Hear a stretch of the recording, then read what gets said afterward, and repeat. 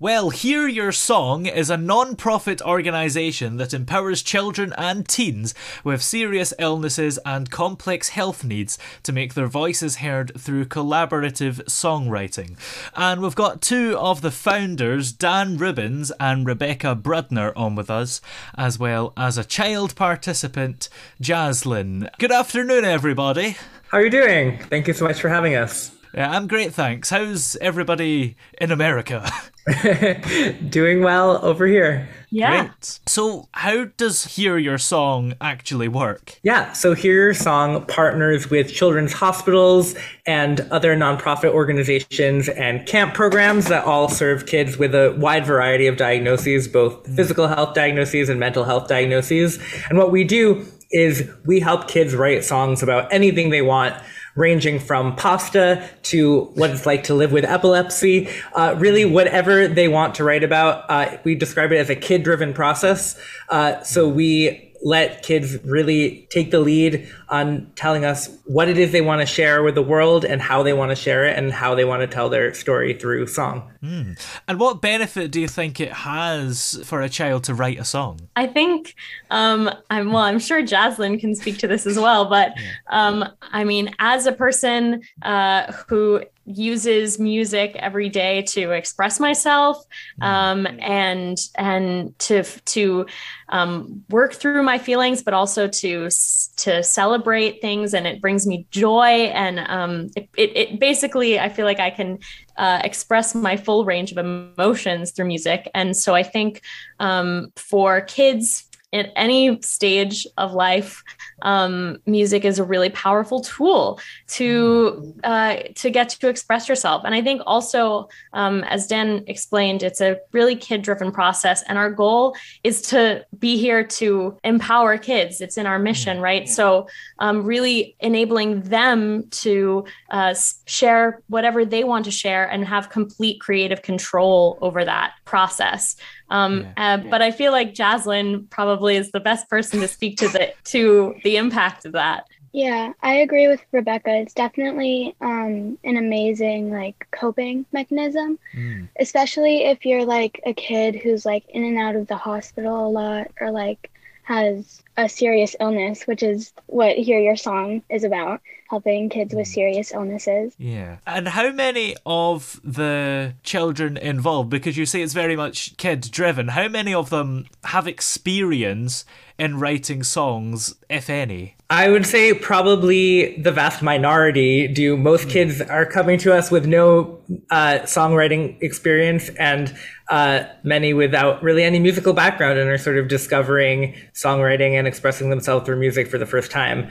Jazlyn came to us as an incredible poet, writing these beautiful lyrics from day one that were just like mind-blowing.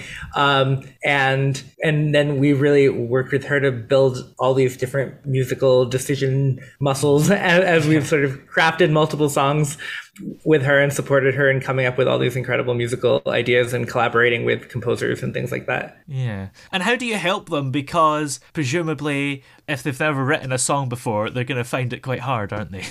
Yeah, so our volunteers are experienced musicians and songwriters, and are really trained to support kids through the whole process from beginning to end. So our songwriting sessions start with just a lot of brainstorming, and that, can take different forms.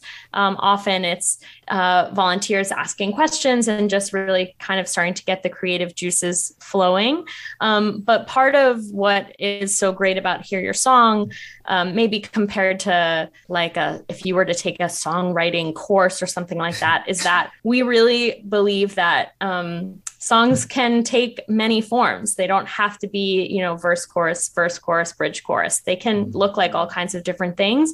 And so our goal for our volunteers and for our songwriting sessions is to let kids know that whatever vision they have in their mind, we can make it happen, whether that's a heavy metal song with harpsichord and tuba, or, something that's more traditional.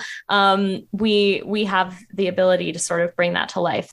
Have there ever been any projects that somebody's had in mind that you've struggled with? Not really any that come to mind. I think there are certainly some that have taken longer than others. For example, we worked with, he's now 13. At the time, I think when he came up with the idea, he was a 12-year-old named Zippy, who came up with the idea to write an 8-minute musical that was telling the story of this zebra who comes to New York and ends up in the cast of The Lion King on Broadway.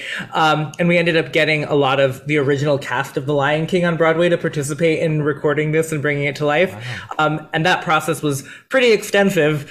And Jazlyn can talk about her latest song has like a choir on it and all these different instruments. So that was sort of a pretty involved long-term project, but we try to sort of do whatever we can to make every kid's vision a reality. Yeah. So tell us a little bit about your latest song then, Jazlyn. How did it sort of come about? Well, I had a note in my phone that I came up with. It was like, I don't know. It was, I think it was like White Picket Fence Fever Dream. And then I brought it to a session one time and then we turned it into a song. But at first it was about like seasons and then we turned it into something completely different. And you've done a few songs, haven't you? Yeah, that was my second song. So what was your first one? It was called California Winds. And what gave you the idea to write a song about the California winds? I actually don't remember. Oh.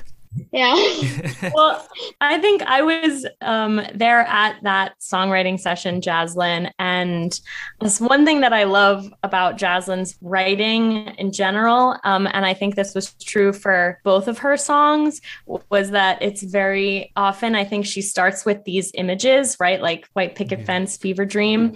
And I remember in California Winds, it's your songwriting session. A lot of it just started with like coming up with images in your head and really kind of allowing them to unfold. So there was this like one recurring image that's in both songs is the cotton candy clouds, right? This like you were able to come up with this sort of list of these images are interesting to me, and then we sort of figured out how to finesse them and weave them together into this song, which was a really cool process to watch happen. Yeah. And I think an important thing to note is that you help the children, but it is still very much their song in the end, isn't it? Yeah, absolutely. So in the case of Jazlyn, every single word and every idea in the lyric is completely her own. We just receive the brilliance and sometimes help her. For example, Bedtime Story, the latest song, began with a Zoom whiteboard or many pages of Zoom whiteboards of like all these brilliant ideas about this 1950s lawyer character named Betty. And we did a little bit to help Jazlyn sort of think through how to sort of narrow that down and sort of shape the song. We actually use that whiteboard as an example in training our volunteers to think about what to do when a songwriter comes to us with so many ideas that we have to sort of narrow down. But then even though Jazlyn was collaborating with a composer, like a professional musician who was writing the music, she was giving feedback all along the way. They had some very intense meetings where they would go through kind of line by line to make sure that the music was really doing what Jazlyn wanted it to do to sort of match with her lyric. So it really was a process completely driven by Jazlyn's ideas. And some of our kids also are recording their own vocals or writing their own melodies in different ways as well. So really, however kids want to sort of drive the process themselves. Yeah. So are some children quite musically talented, or is that something that maybe they realize along the way? They didn't even know that they could sing, for example. I think, we definitely have worked with kids who come in feeling like, I know I'm an incredible musician or an incredible singer. But sometimes kids, they might know it sort of secretly, but they don't always share it. We were just working about 2 weeks ago with a boy, I want to say he was 12, maybe. I'm not sure. I think he's 12. And he sort of came into the session and said, I don't really know exactly what I want to write about.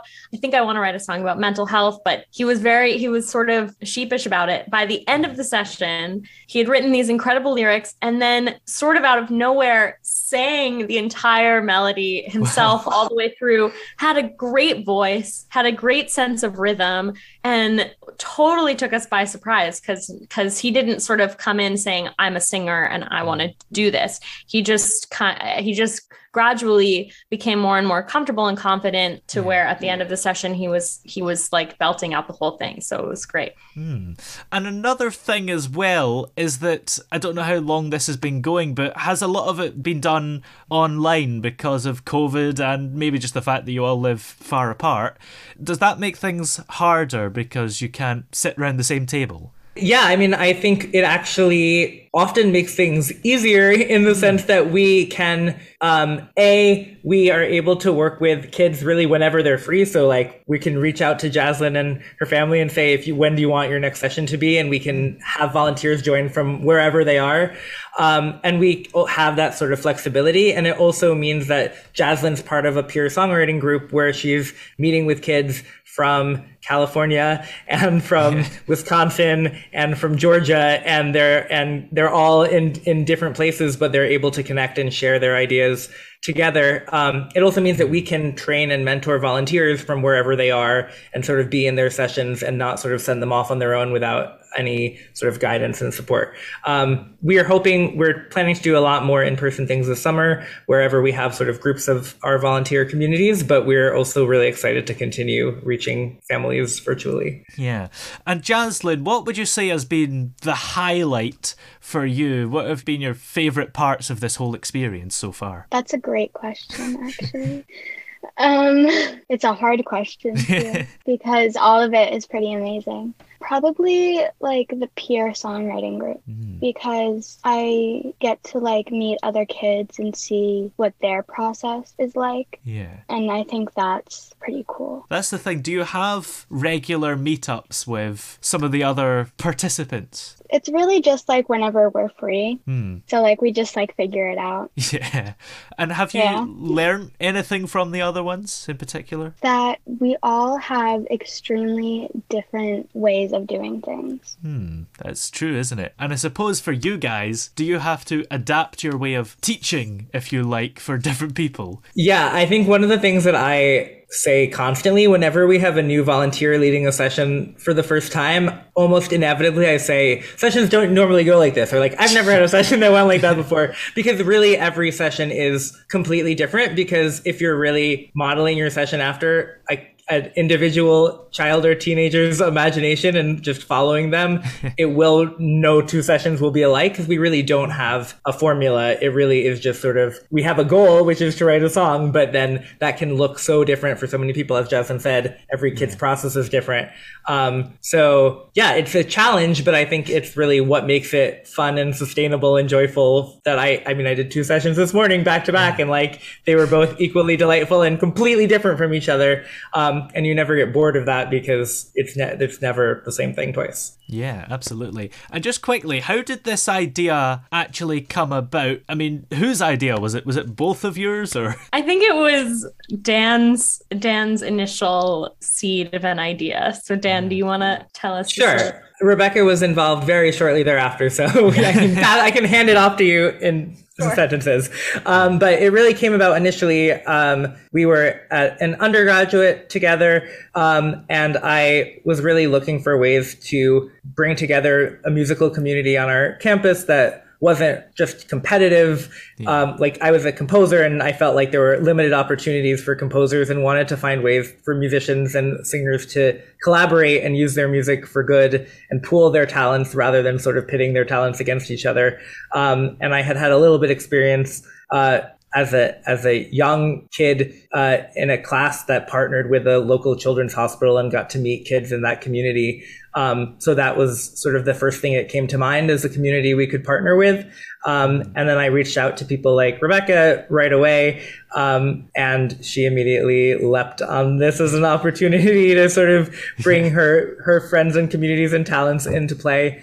And it really took off from there, initially as a student organization. Rebecca, I don't know if you want to add the next step. Yeah, sure. So, right. So the initial idea was possibly to send a kind of songwriting form to different organizations and have kids like fill it out, and then they would send it back to us on campus, and we would record the song from that. But I think we pretty quickly realized that it would only work, or it would work so much better and be so much more fruitful if we really could go in and actually interact with kids and work with them and get to know them.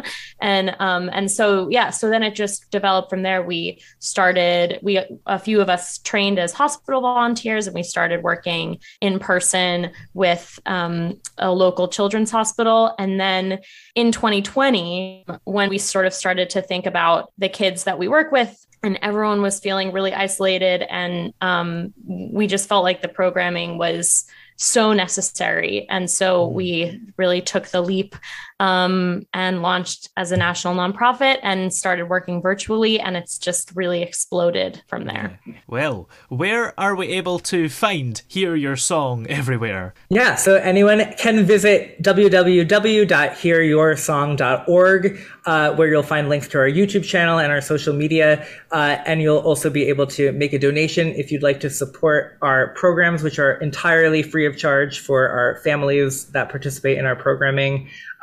We'd love to continue expanding to kids all over the world, and we'd be so grateful for people to tune in and listen to Jazlyn songs and more. And Jazlyn, are you writing any more songs coming up? Not currently, but hopefully soon. Well, we'll keep our eyes open. And many thanks for coming on today, everybody. It's been great to have you here. Thank you. So much. Thank you.